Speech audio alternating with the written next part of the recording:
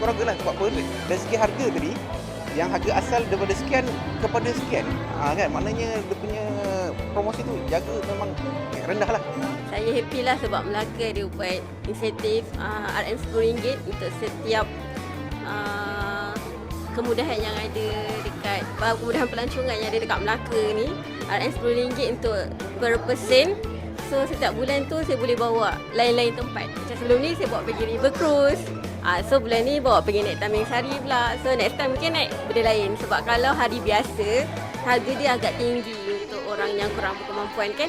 Jadi bila dia buat RM10 ni, senanglah kita boleh bawa satu family pergi jalan-jalan. Boleh dapat rasa sendiri macam mana tahu orang daripada Melaka datang sini.